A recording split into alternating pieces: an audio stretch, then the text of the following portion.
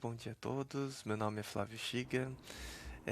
Hoje eu vou falar um pouco sobre o NIS2, ou como falamos aqui em Portugal, SR2. Só me apresentando muito brevemente, né?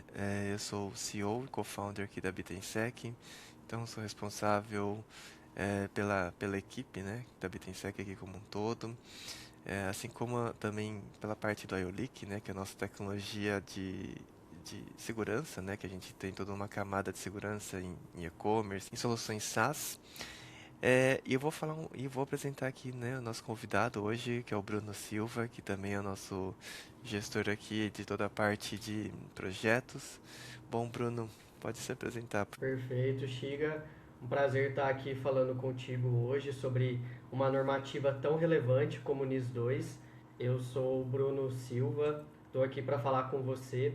Atuo como líder tanto em privacidade quanto em segurança na Bitensec, auxiliando várias empresas em seus projetos de proteção de dados, de segurança de dados e também com essa especialização não só em setores voltados à tecnologia, regulados, setor financeiro, da saúde, todos aqueles setores que têm uma regulação forte e que necessita de uma conformidade ainda maior, e até ligando com o tema que a gente vai falar hoje também, sobre o NIS2. E aqui a gente está para bater um papo, tanto o Chiga, tanto eu, quanto você que está ouvindo aqui, para a gente falar um pouquinho dessa normativa tão conhecida como o NIS2, para vocês entenderem o que seria, qual o motivo, pontos importantes que você tem que se atentar na sua empresa, no seu negócio, no seu ramo de atuação, o que pode acontecer caso você não esteja em conformidade. E para a gente dar início, primeiro ponto de tudo, é importante entender o que é o NIS2, que está aqui a gente apresentando para você, comentando aqui contigo. Primeiro ponto a se identificar, para você ter em mente, o NIS2 tem o número 2 por um motivo muito específico. Ele é uma sequência do NIS1, que antigamente existia, uma normativa voltada a questões de cibersegurança, porém, tanto com o aumento dos cyberataques, tanto pela questão de necessidade de eliminar algumas divergências entre países da União Europeia, buscar essa harmonia entre os países, entre as nações que compõem a União Europeia, tudo isso voltou à necessidade de se aprimorar a normativa, de se criar uma nova versão da normativa passada, tanto esse aumento de ataques, que até trazendo um dado para você que está nos ouvindo, durante a pandemia houve um aumento de mais de 220% dos ataques cibernéticos voltados a empresas no no setor voltado à Europa. Então, toda essa necessidade, desde voltada a esses ataques, mas também essa necessidade de trazer essa harmonia, eliminar as divergências entre os países da União Europeia e buscar também uma cooperação, assim, elevar o nível de segurança, o nível de cibersegurança em todo o bloco que compõe a União Europeia. E aí, pontos importantes, pontos relevantes do NIS2. A primeira questão é que o NIS2, em comparação ao NIS1 anterior, ele vai expandir o número de setores que são afetados, partindo aqui para algumas questões mais críticas no entendimento do legislador, porque a ideia do NIS2, trazendo aqui de uma forma já resumida para você, é que alguns setores vistos como críticos ou vistos como importantes para a continuidade dos negócios, para a população em geral, esses tipos de setores precisam ter um nível elevado de cibersegurança, precisam ter um nível elevado de conformidade. E aí que o NIS2 vai trazer uma separação já muito importante, que é entre entidades essenciais e entidades importantes. Tem esses dois tipos de entidades, cada uma vai ter um nível de obrigação, um nível de reporte, de notificação diferenciado, E é importante você entender se o seu negócio, se a sua empresa, se tudo que você está atuando no dia a dia, o setor público que você está vinculado, se enquadra em alguma dessas entidades. Como entidade essencial, o NIS2 vai trazer desde empresas, negócios que atuam com energia, transporte, setor financeiro, setor que envolve água, saúde, toda essa questão também ligada aqui, e foi mencionado alguns exemplos, e como entidades importantes, que entra num nível também relevante, mas não tão crítico quanto esses das entidades essenciais, seriam as empresas médias ou grandes voltadas aos setores de alimento ou ao setor postal. E é muito importante que você tenha essa visibilidade, não é mesmo, Xiga, de você verificar se o seu negócio se enquadra comumente feito, se você é um fornecedor desse negócio, se você é um fornecedor que presta serviços para alguma entidade essencial ou para alguma entidade importante, ou se você pertence a essas entidades e você tem fornecedores. Por quê? Porque o NIS2 não vai ficar só no âmbito dessas entidades, mas ele pega toda a cadeia de fornecedor, toda a cadeia de prestadores de serviço. Então, se você está dentro dessas entidades, você tem que verificar como é que está essa cadeia de fornecedores em relação à segurança. E se você é um fornecedor desses tipos de entidades, você também tem que estar adequado e vai sofrer auditorias, contatos dessas empresas para verificar o seu nível de conformidade. Não é mesmo, Xiga? Exatamente, Bruno. Um ponto muito importante aqui, a gente destacar que, por exemplo, um data center, né? Um data center é uma entidade, né, que ela presta um serviço para diversas empresas essenciais, né? Então, por exemplo, um ambiente em nuvem como um GCP, uma AWS, né? Entre outros. Então, há também serviços de segurança, né, que entram como empresas importantes que prestam algum serviço para empresas essenciais. Então, a gente tem uma série de alterações nessa nova versão e que abrange um segmento bem grande, né? São 17 setores, mais administração pública, né? Então, tem uma abrangência bem grande aqui dos setores como um todo. E Bruno, me explica um pouco mais, né? Como é que fica essa parte da visão de riscos, né? Da gestão de riscos no NIS2? Perfeito. Essa gestão de risco, como você citou aqui, Xiga, ela é extremamente relevante no ponto de vista da ótica de medidas de segurança. Então, desde da questão da alta gestão, que você pode conferir aqui no canto esquerdo do slide, o NIS2 ele vai trazer uma nova importância para a alta gestão em relação a alguns pontos. A alta gestão, por ser o corpo diretivo, por ser aquele corpo de pessoas que vão tomar as decisões mais relevantes da empresa, se segue num sentido, se segue no outro, por ser o âmbito mais alto da hierarquia que toma as decisões, o NIS2 vai trazer algumas questões importantes para a alta gestão dessas empresas, desses negócios, da administração pública, das entidades essenciais e importantes que a gente mencionou. Então, por exemplo, se você se enquadra nessas entidades ou presta serviço para essas entidades no âmbito da União Europeia e você participa dessa alta gestão, essa alta gestão, primeiro, ela tem uma responsabilidade de aprovação em relação às medidas de risco, toda aquela análise de risco de cibersegurança voltada a questões desde proteção dos dados, mas também questões de confidencialidade, integridade, disponibilidade dos dados,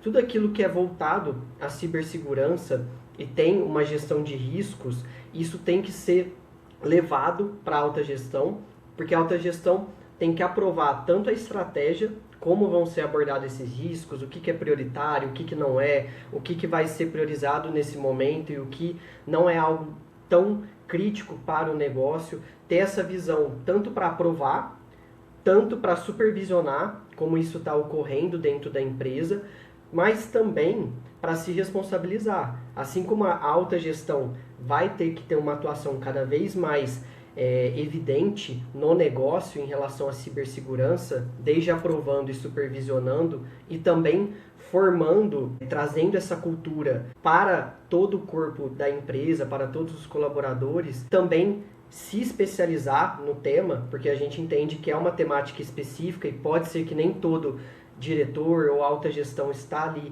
especializado em relação a isso, mas tem toda essa questão de aumentar a cultura do corpo diretivo, aumentar a cultura da empresa e a alta gestão ser um ponto que aprova ou assume determinado risco voltado à cibersegurança e, por isso, ser responsabilizado.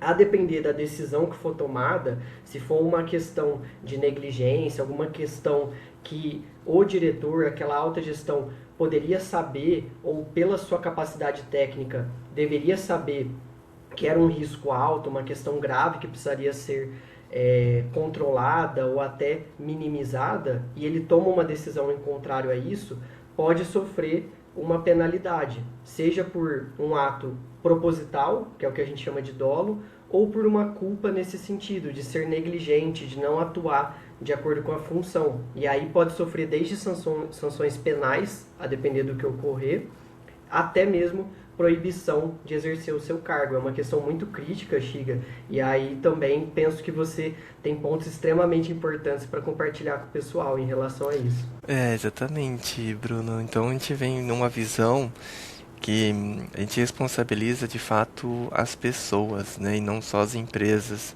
Porque no final quem toma a decisão final são as pessoas. Isso é um ponto que é tão relevante e muda o cenário, podemos até dizer, talvez até mundial, porque pela primeira vez a gente vê uma responsabilização assim tão forte, né? A gente já vê alguns casos nos Estados Unidos, mas de fato essa mudança na legislação ela vem para mudar o mindset, principalmente aqui da Europa, né? E que vai haver muitos impactos também em outros países. Mas um ponto importante aqui, Bruno, nesse ponto da evidência, né? A gente já falou um pouco sobre os outros pontos, mas esse ponto da evidência, nós falamos sobre o relatório anual. Então, esse é um documento muito crítico, né? Onde a gente tem que abordar tudo o que foi feito durante o ano todo sobre o tema cibersegurança, né? E quando você começa a falar de uma empresa de médio, elaborar um documento desse é muito complexo, porque você lembrar o ano todo, né, o que foi feito e como foi feito, é, é um, é um tipo de análise, é um tipo de documento que tem que ser muito bem estruturado, né? Então, até passando para o próximo slide, né, Bruno, tem outros pontos que eu até queria perguntar para você, né, Bruno, o que você acha que a gente pode fazer para ter como roteiro agora para 2026? Perfeito, Xiga.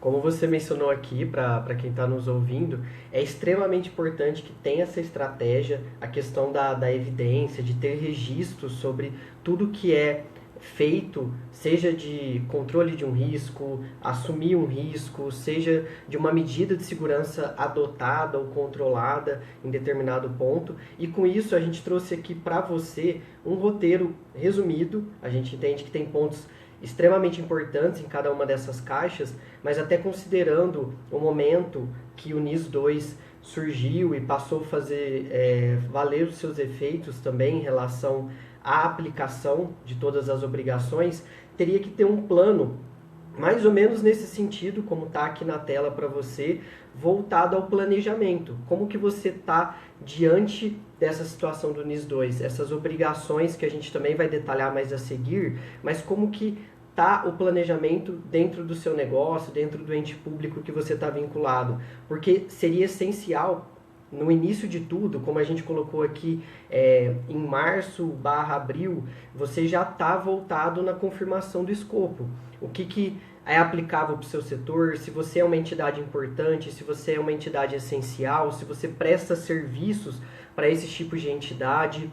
Como é que está dentro do seu negócio a área de cibersegurança, a área de proteção de dados, como que está dentro da sua empresa, para você identificar o que é aplicável para você, o que dentro do NIS 2 você precisa estar em conformidade ou não é aplicável para você. E com isso montar a governação, que é uma questão importante no artigo 20 do NIS 2, tem essa questão da governação para você identificar tanto um ponto de contato perante as autoridades e também interno para centralizar as responsabilidades voltadas ao NIS 2 e aprovar um planejamento de quais medidas vão ser adotadas, o que vai ser priorizado ou não naquele determinado momento, para já no final do primeiro semestre as questões das lacunas. Tem pontos aqui nessa caixa das lacunas que a gente vai abordar no slide seguinte, que são algumas medidas que o NIS 2 deixa expresso que você precisa estar em conformidade.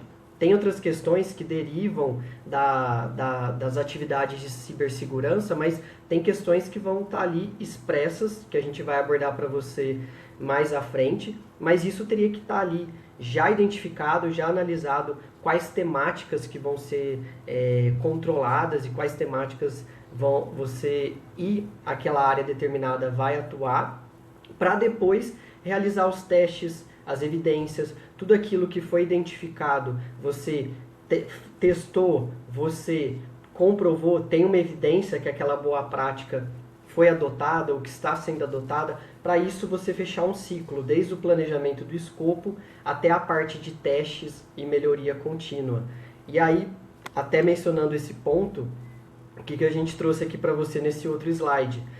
No artigo 21 do NIS 2, ele vai listar 10 principais medidas, 10 principais temas que o seu negócio ou ente público que você está vinculado precisa se adequar. Seja você um fornecedor, seja você a própria entidade essencial ou importante.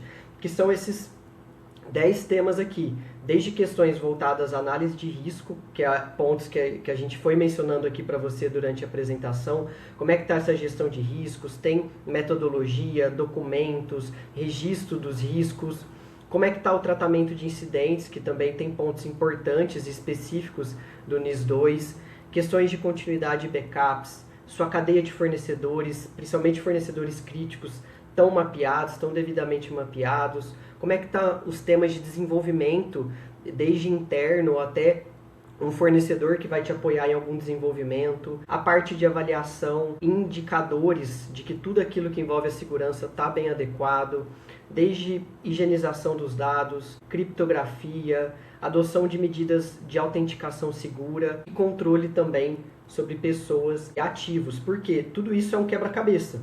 Se você está bem em uma peça, mas está ruim em outra, não vai encaixar e não vai estar em conformidade com o NIS 2, e é um ponto de extrema importância, não é mesmo, Xiga? Exatamente, Bruno. E até falando um pouco sobre a próxima página, sobre a parte de gestão de incidentes, me fala um pouco mais, né, Bruno? Porque bom, no dia a dia nosso, aqui lidando com clientes de vários países diferentes, a gente acompanha casos de incidentes de clientes que acontecem sábado, domingo, feriado, né? E o cibercriminoso, ele nunca tem horário, né? Nunca tem hora para fazer um ataque.